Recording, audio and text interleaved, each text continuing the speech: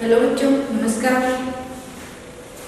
आज का हमारा वीडियो है कारक, जो कि आपका जो पांचवा पाठ बताया था मैंने, इसका भाग है। अब तक हमने पहला लेसन किया था भाषा व्याकरण, दूसरा था वर्ण विचार, तीसरा था शब्द विचार, चौथा संज्ञा और पांचवा चल रहा हमारा संज्ञा के रूप परिवर्तन, जिसमें हमने लिंग पढ़े, वचन पढ़े। आज पढ़ेंगे हम कारक।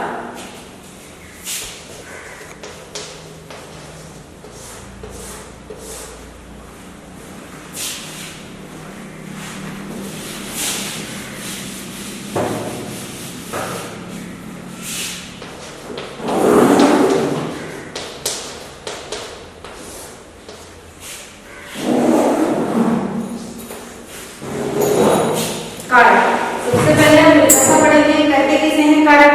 क्या होती है इसकी परिभाषा? संज्ञा या सर्वनाम के जिस रूप से उसका संबंध, मतलब संज्ञा या सर्वनाम शब्द है के जिस रूप से उसका संबंध क्रिया तथा वाक्य में प्रयुक्त अन्य शब्द हैं उनके साथ उसका संबंध जाना जाए, उन शब्दों को क्या कहते हैं? कारक कहते हैं। कारक के रूप होते हैं 8, या हम कह सकते हैं कारक 8 प्रकार के होते हैं। सबसे पहला है कर्ता कारक।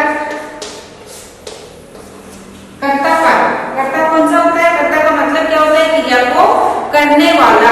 क्रिया को करने वाले जो कर्ता कहते हैं, इसका विभक्ति होता है, विभक्ति चिन्ह ने होता है। या फिर कई बार कई ऐसे वाक्य भी होते हैं जिनमें विभक्ति चिन्ह नहीं होता, लेकिन फिर भी क्रिया को करने वाला तो होता है, कर्ता तो होता ही है, तभी हम उसकी पहचान कर सकते हैं कि ये कर्ता है। जैसे राम ने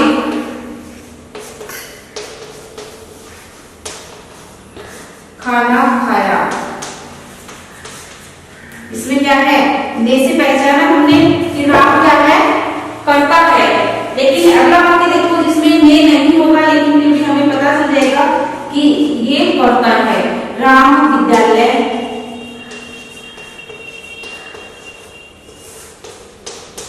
गया। अब इसमें देखो, इसमें तो ने है, लेकिन इसमें राम के साथ ने नहीं है, लेकिन फिर भी हमें पता चल गया कि क्रिया किसने की है? राम ने। तो क्रिया को करने वाला कौन हो जाता है? राम। दूसरा कारक है कर्म कारक। कर्म कारक की विभक्ति होती है को।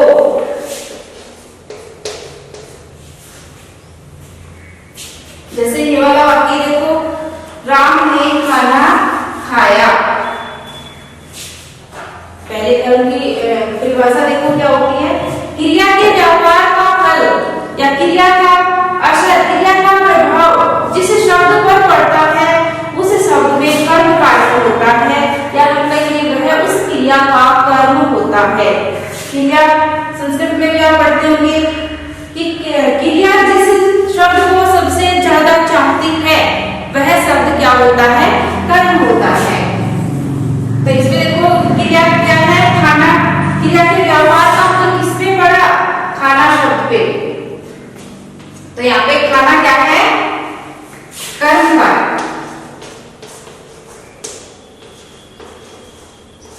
कर्ता में बताया था विभक्ति चिन्ह होता भी है, कई वाक्य ऐसे होते हैं कि जिसमें विभक्ति चिन्ह नहीं होता, तो ये उसी प्रकार का वाक्य है कि इसमें विभक्ति चिन्ह हमें इसमें दिखाई नहीं दे रहा है, लेकिन फिर भी हम यदि लगाना चाहें, इसमें लगाकर देखिए तो लग सकता है खाने को खाया, लेकिन इसमें को लगा देंगे तो ये अशुद्ध वाक्य हो जाएगा।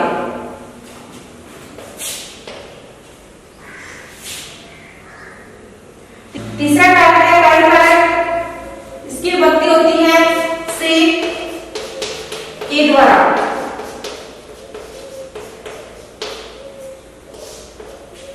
कर्ण कारक क्रिया का साधन होता है, अर्थात कर्ता जिसके द्वारा काम करता है या क्रिया जिस साधन से जिसके द्वारा संपन्न होती है, जिस चीज से संपन्न हो रही है, वो होगा कर्ण कारक। जैसे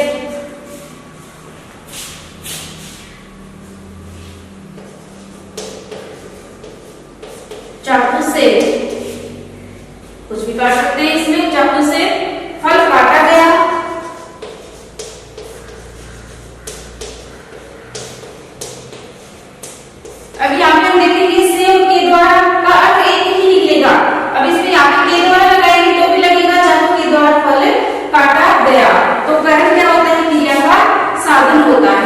चौथा कारक है संप्रदान।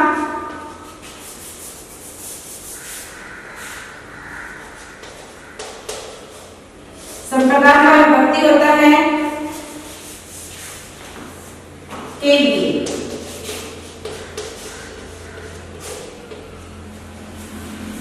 परिभाषा होगी इसकी, कर्ता जिसके लिए क्रिया करता है वह संप्रदान कारक होता है। इसका विभक्ति चिन्ह होता है के लिए। इसका एक और विभक्ति चिन्ह होता है को। ये कब लगता है? जब कर्ता किसी को कोई चीज दे, कोई सामान दे, कोई वस्तु दे, तब क्या होगा? को कारक को लगेगा उसमें विभक्ति चिन्ह। तब उसमें देना की स्थिति में क्रिया देना आ जाए। देना, दी, दिया या भेंट किया, ये अगर आ जाए और उसमें को लगेगा तो वो उसमें कौन सा होगा? को देखकर हमें ये नहीं करना कि इसमें कर्म कारक होगा, क्योंकि को कर्म की भी विभक्ति है। लेकिन इसमें हम ये देखेंगे कि देना से संबंधित तो नहीं है इसकी क्रिया। यदि देना से संबंधित है तो क्या होगा? उसमें कारक होगा संप्रदान। जैसे वाक्य देखो, बच्चे ने सभी को टॉफी दी, क्योंकि मां ने भिखारी को भोजन दिया। तभी यहाँ पे क्या हो जाएगा? कौन सा कारक होगा? संप्रदान कारक होगा। अगला है पांचवा कारक है अपादान। अपादान कारक की विभक्ति होती है से, लेकिन ये से कौन सा होता है? अलग होने वाला। इसमें एक वस्तु दूसरी वस्तु से क्या होती है? अलग होती है।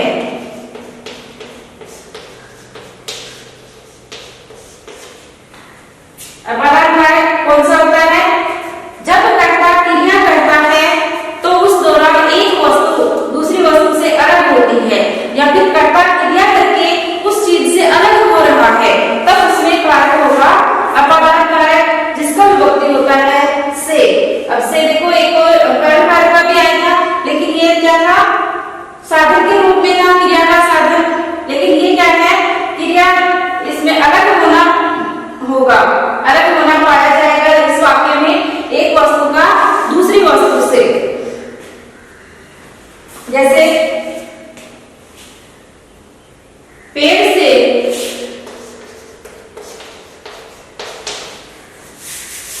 पत्ते गिरते हैं।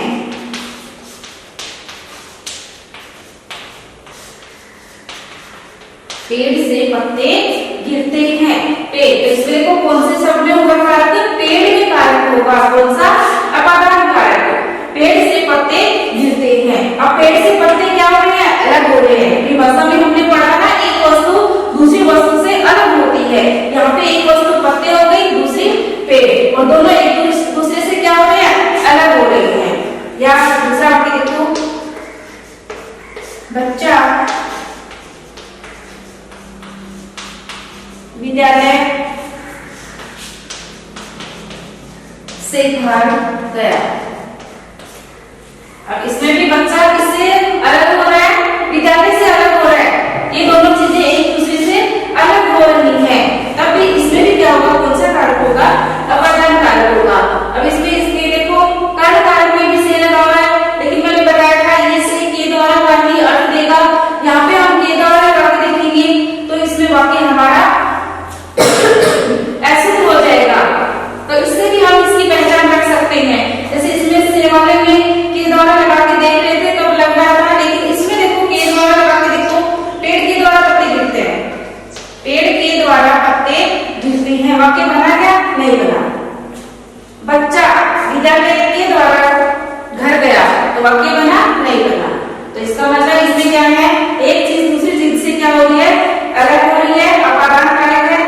इसमें जब हम किसी से तुलना करते हैं, जब हम किसी से तुलना करते हैं, या हम किसी चीज से डर जाते हैं, या हम किसी चीज से घृणा करते हैं, घृणा मतलब नफरत, किसी चीज से घृणा करते हैं, तुलना करते हैं, डर लगता है या फिर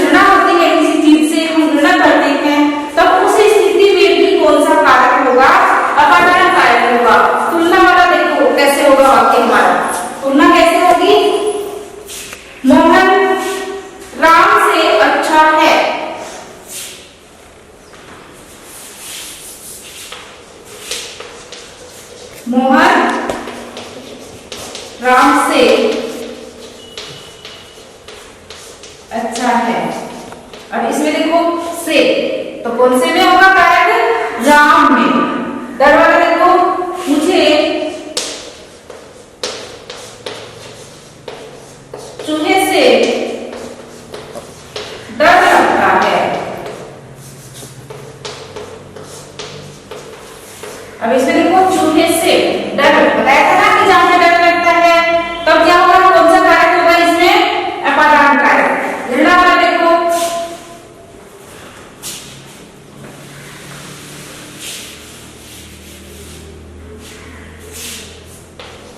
हमें गंदगी से घृणा है। तब इसमें भी गंदगी में भी कौन सा कारक होगा? अपादान कारक होगा। अगला कारक है छठा संबंध कारक। संबंध कारक कौन सा होता है? संबंध कारक में एक चीज का, एक वस्तु का दूसरी वस्तु से संबंध बताया जाता है। इसकी विभक्ति चिन्ह होती है का, के, की। का, के, की ये किसके साथ लगेंगे? कौन से शब्दों के साथ लगेंगे? ये लगेंगे संज्ञा शब्दों के साथ। ना, ने, नी सर्वनाम शब्दों के साथ लगेंगे। रा, रे, री ये भी किसके साथ, कौन से शब्दों के साथ लगेंगे? सर्वनाम शब्दों के साथ लगेंगे। जैसे अपना, अपने, अपनी, मेरा, हमारा या मेरे, मेरी, तो इनमें क्या होगा? संबंध कारक होगा। बाकी देखो इसका सीता, राम की पत्नी थी। सीता कौन थी? राम की पत्नी। तो इसमें की विभक्ति लगा हुआ है, तो इसमें राम में क्या है? संबंध कारक है। अगला कारक है हमारा सातवां अधिकरण कारक। अधिकरण कारक की विभक्ति होती है में, पर। परिभाषा होगी इसकी, क्रिया जिस स्थान पर या क्रिया जहां पर संपन्न हो रही है या संपन्न हुई है वहां क्या होगा? अधिकरण कारक। जैसे घड़े में पानी कम है, घड़े में पानी कम है। इधर देखो घड़े में, तो में विभक्ति लगा हुआ है, कारक किसमें होगा? घड़े में। पर से विभक्ति बना के देखो, घोड़े पर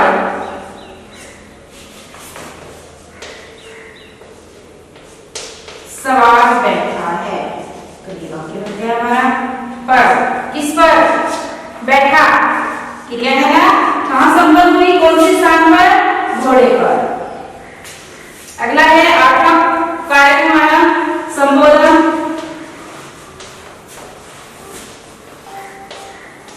इसका प्रयोग कब होता है? जब हम किसी को बुलाए, जब किसी को बुलाया जाए, किसी को आवाज दी जाए, तब संबोधन कारक होगा। इस कारक की पहचान होती है कि उस शब्द के बाद विस्मयादिबोधक चिन्ह लगेगा। जैसे संबोधन के विभक्ति चिन्ह कौन से होते हैं? जैसे कि हे, रे, सबके बाद में विस्मयादिबोधक लगेगा अरे। तो ये होते हैं इसके विभक्ति चिन्ह। ऐसे ही हम किसी को आवाज लगाते हैं या हम किसी को संबोधित करते हैं, जैसे बच्चों।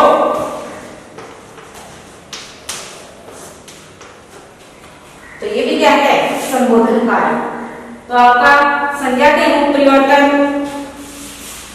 जो पाठ आपका वो पूरा हो गया। इसके बाद हम पढ़ेंगे सर्वनाम। कॉपी में नोट किया करो, कॉपी में नोट करोगे तो जैसे है जो वीडियो देख रहे हो उसको साथ साथ नोट करते जाओ, वरना ये नहीं कि जैसे आज की छोड़ दी, कल की भी छोड़ दी,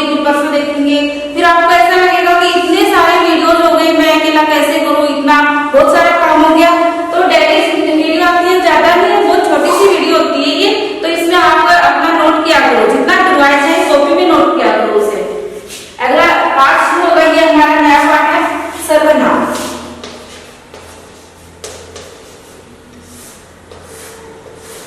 परिभाषा क्या होगी सर्वनाम की?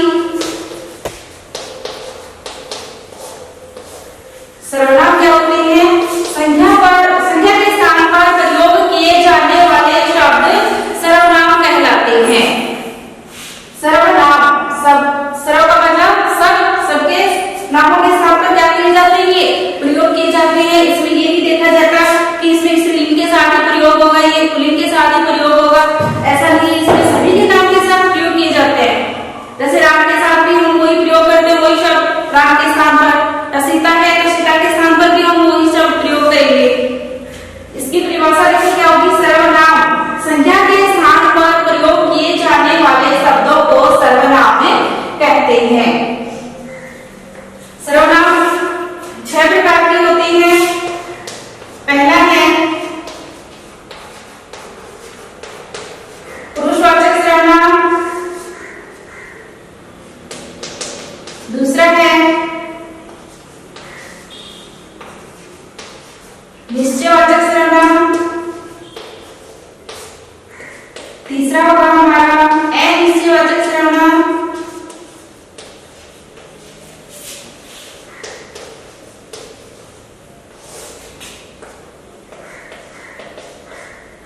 चौथा है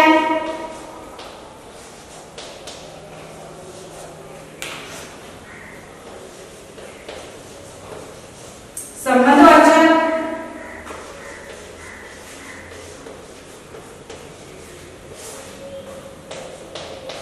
पांचवा है हमारा निजवाचक।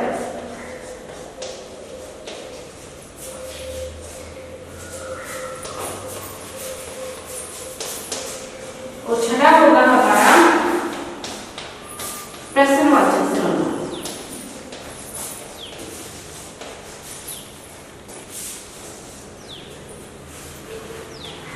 पुरुषवाचक सर्वनाम सबसे पहला सर्वनाम है। इसको सबसे पहले हम इसलिए लिखते हैं क्योंकि इसके 3 भेद होते हैं। पुरुषवाचक सर्वनाम कौन सा होता है? जो सर्वनाम बोलने वाले, सुनने वाले या किसी अन्य के स्थान पर प्रयोग किया जाए। अन्य मतलब जो हमारी बातें सुन रहा है या हमारे अलावा, बोलने और सुनने वाले के अलावा अन्य के लिए प्रयोग किया जाए, वो क्या होगा? सर्वनाम, पुरुषवाचक सर्वनाम होगा। जो सर्वनाम क्या बताया मैंने? बोलने वाले के लिए,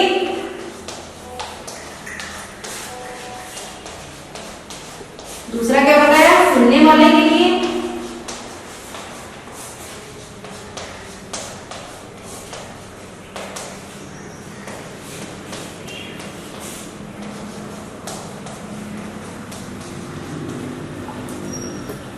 और तीसरा था किसी अन्य के लिए।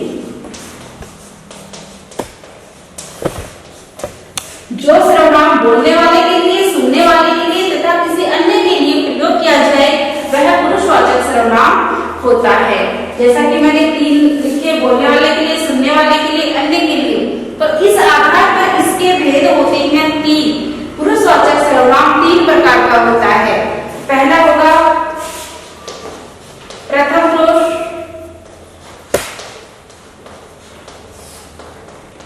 दूसरा है मध्यम पुरुष,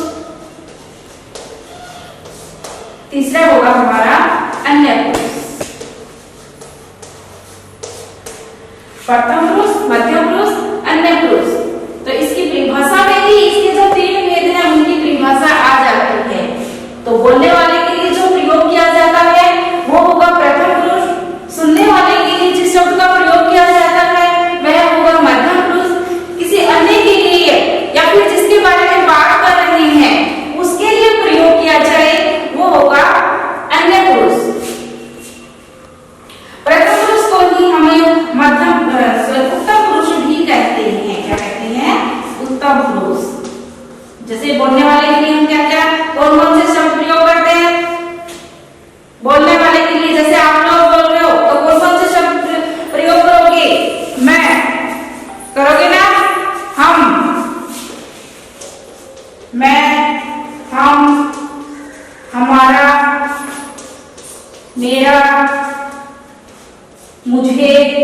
तो ये क्या है, बोलने वाला अपने लिए प्रयोग करता है, तो ये कौन सा होगा, उत्तम पुरुष या प्रथम पुरुष। सुनने वाले के लिए कौन सा प्रयोग करते हैं, जैसे तू, तुम,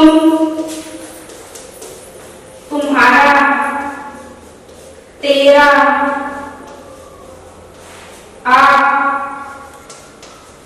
तो ये हम प्रयोग करते हैं सुनने वाले के लिए। तो ये क्या हो जाएगा, कौन सा पुरुष होगा इसमें, तू, तुम, तुम्हारा, तेरा, आप, इसमें कौन सा पुरुष होगा, मध्यम पुरुष। दूसरे के लिए क्या प्रयोग करते हैं हम, वह, यह, इनका बहुवचन क्या हो जाएगा, वह का बहुवचन क्या होगा, ये, वे, उनका, इसका, ये सब क्या होंगे, अन्य पुरुष। वह, यह, ये, वे, उनका, उनकी, ये क्या है, अन्य पुरुष। अब दूसरा देखेंगे हम निश्चयवाचक सर्वनाम। निश्चयवाचक सर्वनाम कौन सा होता है, जिस सर्वनाम से किसी निश्चित वस्तु का बोध हो, निश्चित वस्तु का बोध हो, तो निश्चित वस्तु का बोध कराने वाले सर्वनाम को निश्चयवाचक सर्वनाम कहते हैं। जैसे यह हमने इसमें भी पढ़ा था, लेकिन हम वाक्य बनाएंगे तो उसमें हम दोनों में अंतर कर सकते हैं।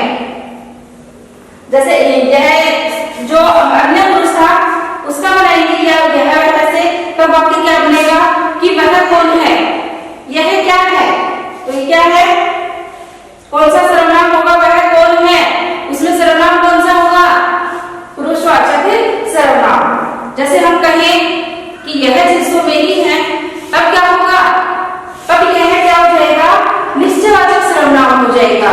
तो निश्चयवाचक में यह, वह, इनके बहुवचन हो जाएंगे ये, वे। तीसरा है अनिश्चयवाचक सर्वनाम।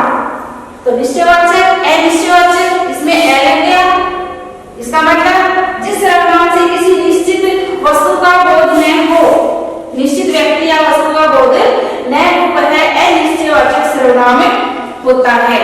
जैसे कोई, कुछ,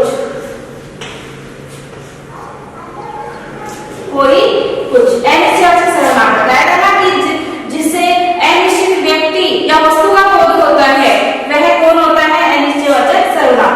अनिश्चित व्यक्ति, कोई आया है, तो ये व्यक्ति के लिए प्रयोग किया जाएगा। व्यक्ति में हम इसमें पुल्लिंग भी हो सकता है, स्त्रीलिंग भी हो सकता है, दोनों के लिए प्रयोग किया जाता है व्यक्ति शब्द। कुछ, ये किसके लिए, वस्तु के लिए। जैसे कहते हैं चाय में कुछ गिरा है, कुछ काम करो, तो ये क्या है, अनिश्चयवाचक सर्वनाम। अगला है संबंधवाचक सर्वनाम। संबंधवाचक, ये तो ज्यादातर है, इनके जो परिभाषा है नाम में ही इनकी परिभाषा निहित होती है, तो वैसे ही इसके अनुसार देखेंगे। निजवाचक, संबंधवाचक सर्वनाम क्या होता है, ये संबंध बताता है। किसका संबंध बताता है, वाक्य में प्रयुक्त एक शब्द का दूसरे शब्द के साथ क्या बताता है, संबंध बताता है।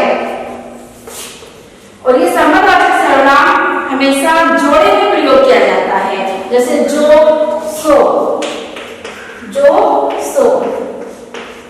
अब किसी भी वाक्य में जो, सो दोनों एक साथ नहीं मिलेंगे। जो या तो पहले लग जाएगा या बाद में लग जाएगा, सो या तो पहले लगेगा या बाद में लगेगा। जैसे जो करेगा सो भरेगा, जिसकी लाठी उसकी भैंस, ये भी जिसकी उसकी। इसके बाद में है निजवाचक सर्वनाम। निज, निज का मतलब क्या होता है, खुद, स्वयं। जिस सर्वनाम का प्रयोग व्यक्ति खुद के लिए करे, वह कौन सा होता है, निजवाचक सर्वनाम में होता है। जैसे निज के लिए, स्वयं के लिए कौन सा शब्द प्रयोग करते हैं, जैसे यह काम मैं अपने आप कर लूंगा, अपने आप। यह काम